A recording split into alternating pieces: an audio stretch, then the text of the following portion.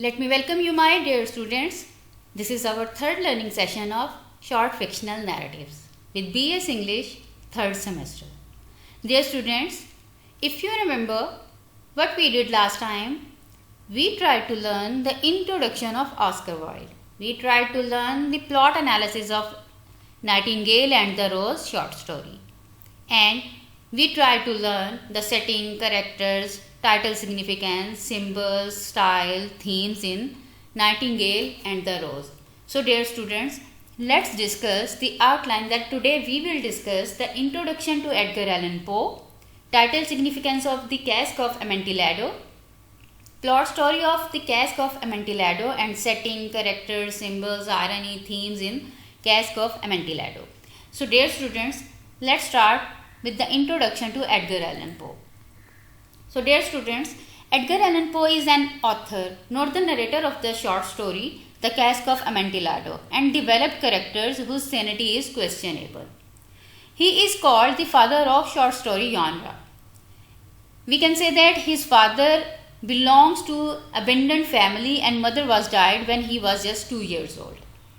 Then he was sent to orphanage after the death of his father, and there he was adopted by a family. While in college he became an avid gambler, and he then married his biological cousin Virginia Clem at the age of 13. We can say that his wife and his brother both were died of tuberculosis or TB. So dear students, most of his stories deals with death, murder and even cannibalism. His poem The Raven is his most highly acclaimed work. It is rumored that he died of an opium overdose or alcoholism. But recent DNA tests show Poe died from rabies. So let me tell you about the rabies, that rabies is a deadly virus spread to people from the saliva of infected animals. The rabies virus is usually transmitted through a bite, and animals most like to transmit rabies in the United States, including bats, fox, raccoons and skunks. So student, it was all about the Edgar Allan Poe. So my dear student, let's start with the Cask of Amontillado short story. So before I start my discussion on plot analysis, let me discuss the title significance of the Cask of Amontillado. So the Cask of Amontillado is a short story by Edgar Allan Poe, first published in November 1846, issued of Godey's Lady's Book. Then the title of the Cask of Amontillado refers the rare pipe of Amontillado that Montresor claims to have in order to lure Fortunato back to Montresor's home. So dear student, it was about the title significance of the short story The Cask of Amontillado. So let's discuss the plot analysis of The Cask of Amontillado. As we know that it starts with the exposition. So the exposition of the story is when Montresor is introduced. He then discusses how he is upset with Fortunato and seeks revenge. In the exposition, it also introduces that Fortunato as a wine taster and the enemy of Montresor. But Fortunato seems to be completely obvious that he is Montresor's enemy. So this was about the exposition. Let's discuss the rising action. Dear students, the rising action of the Cask of Amontillado is when Montresor brings Fortunato to his catacombs to taste his Amontillado, which is an expensive type of wine during his time. During time of Fortunato is slightly intoxicated and not completely aware to what is taking place around him. So dear students, Montresor claims that he bought a large barrel of Amontillado and doubts whether or not it is legitimate. So my dear students, let me show you the we can say the catacombs.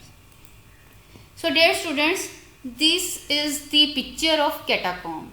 In Paris, it is created the catacombs because diseases were, we can say that the disease was already a problem. The Paris catacombs were simply suggested because the we can say the cemeteries in Paris at that time were overflowing. Since death is inevitable, authorities needed to find a place to bury those where we can say that those who were passing and needing to find it fast. So this is the place where the Paris people buried their dead people, and it is also a place where they can store the wine. So let me show another picture of catacomb. Means let me define that the catacomb in Paris contains the remain of approximately 6 million people, dating back to the 15th century when leprosy was endemic in France. And the aim of this catacomb was they can simply identify the virus or the disease, and they just want to analyze the skull from the Paris catacomb. They just collect the we can say that they collect skulls to study and identify the presence of leprosy in skulls from the Paris catacomb. So this is the about the catacomb. Let's discuss the climax. The climax of the story is when we can say that Montresor chains Fortunato to the wall of the catacombs. Montresor then ignores the screams of Fortunato for mercy. So we can simply say that the exposition starts when we can say the Montresor tells about his revenge, and the rising action is when we can say that Montresor the simple is that Montresor takes Fortunato to catacombs for the sake of the murder, by saying that you can check as he is the wine taster and he wants to check his Amontillado, we can say simply the barrel of the Amontillado. So the climax is when the Montresor chains Fortunato to the wall of the catacomb for the sake of murder. Then we can say that the falling action of the cask of Amontillado is when Fortunato stops screaming and Montresor only hears the jiggling of the bell on his costume. When he throws his torch into the catacombs, Montresor also is finishing sealing the wall he is making in front of Fortunato, so no one can find him. This is because he wants to murder him. Then he complete the wall, or simply we can simply say that he is picking him in the wall. So this is about the falling action. Now we are going to discuss the resolution. Means the resolution of the story is when Fortunato is left to rest in peace because he was in the wall, and we can say that he is no more. We can say that he is no more in this world. So this was about the story or plot analysis of the cask of Amontillado. So let's discuss the mood and setting. So dear students, the mood of the story, a short story, The Cask of Amontillado, seems to progressively become darker. And the setting of The Cask of Amontillado is, the setting is during the supreme madness of Carnival. Carnival is the, we can say that it is Carnival festival, and in such a rituous atmosphere, it is easy to see how a crime could be unnoticed. The next setting is the narrator's residence. When writer says it is empty, no attendance at home. And the next setting is at the catacombs. By setting, we can say that the damp ground of the catacombs. dark only lit by the two flambeaux. White web work which gleams from the carnival wall. The author uses this to demonstrate the progression of Montresor's action against Fortunato. So this is all about the moods and settings. So let's discuss the characters. So dear students, the first character is Montresor. Montresor is the narrator of the story, and he murders Fortunato for insulting him by walling him up alive behind bricks in a wine cellar. Then the Fortunato is a wine expert murdered by Montresor. He dressed as a court jester. Fortunato fall prey to Montresor's scheme at a particularly carefree moment during a carnival season or festival. Then the next one is Lucaci. Lucaci is not really a character. He is more of a plot device. He helps divine the action. Lucaci is Fortunato's rival in wine tasting. Then the next one is the Montresor's family. When Fortunato comments on how big the catacombs are, the Montresor implies that all the bodies in this place are dead. Means they are dead member of the family of Montresor. These seems to be quite a lot of them. So it was about the characters. My dear students, let's discuss the symbolism. The first symbol is Amontillado. So Amontillado is the symbol of hatred and anger. While Montresor is the symbol of, we can say that, masochist. Masochist means that a person who enjoys others suffer pain and humiliation. The next one is the Montresor's family. Coat of arms is the symbolic of Montresor's revenge. Then the jovial motley of Fortunato, which is the symbolic of his being a fool.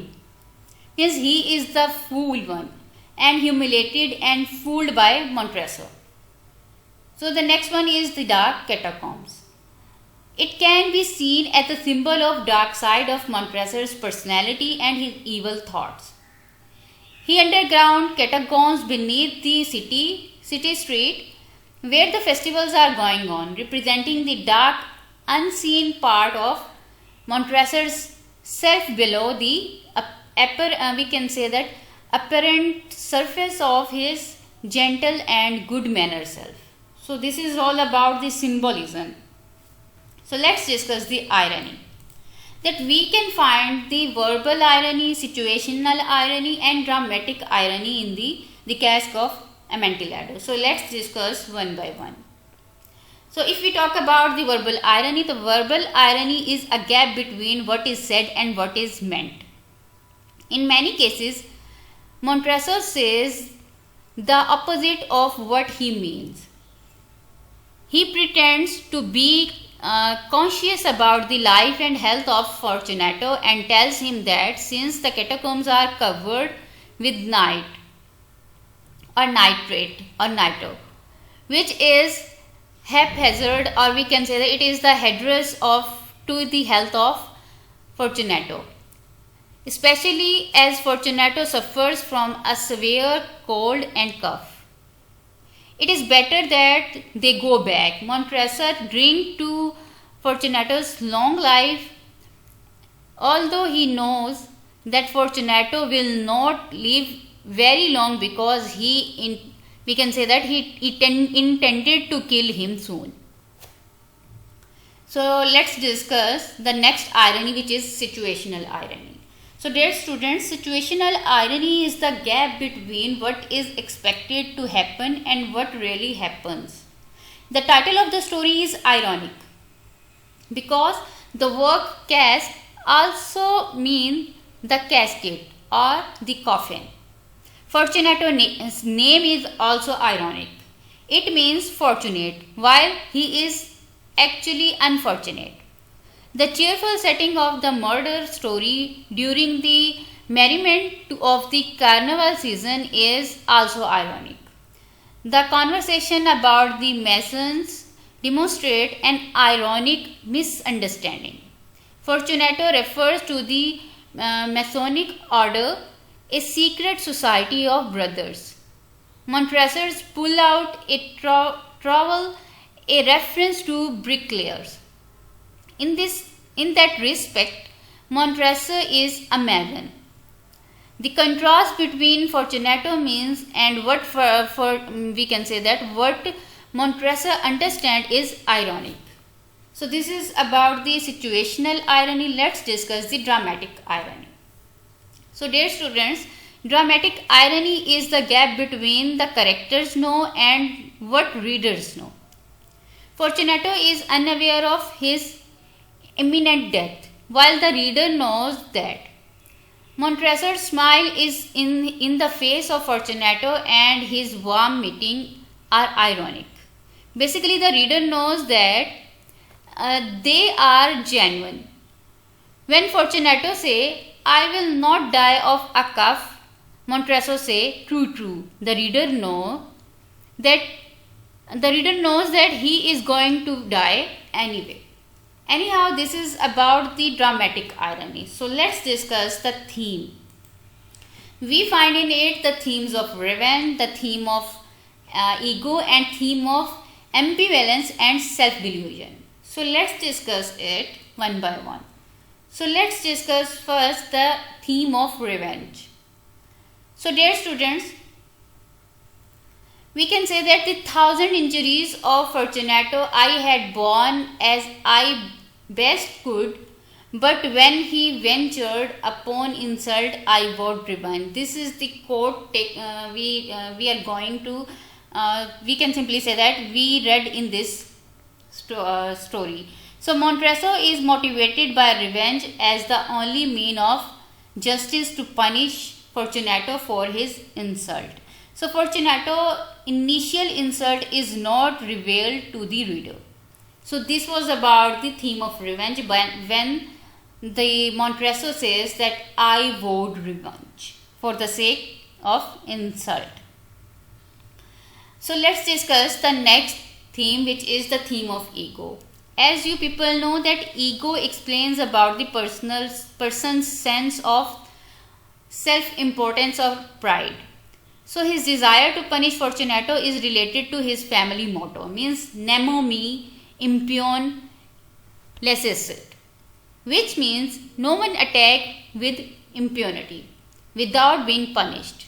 His pride in his family name is so great that he cannot let himself be put down because he would appear to be weak and inferior. Montresor knew he had a weak point.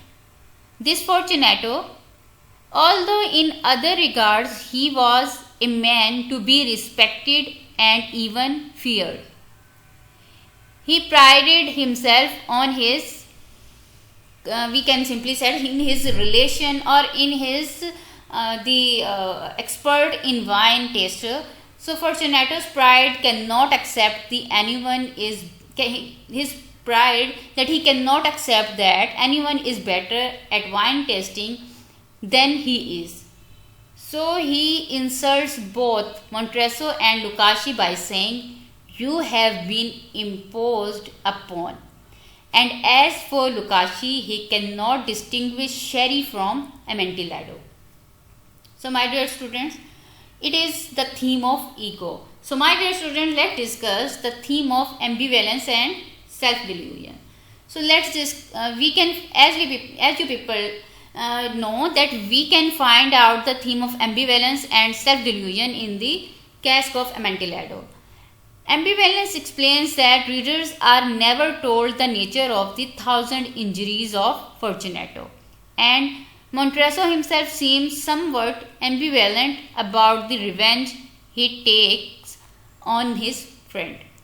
So disillusion is another theme that Montresor appeared to be under the delusion that his murder of Fortunato is just, and perhaps even that Fortunato has wronged him at all.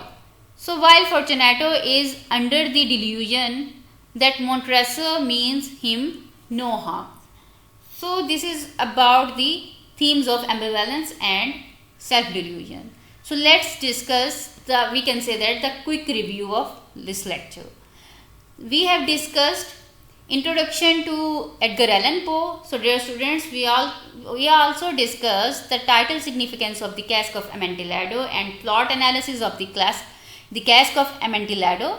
We have also discussed setting, characters, symbols, irony and themes of the Cask of Amontillado. So this is all about today's lecture. Thank you so much. Allah Hafiz.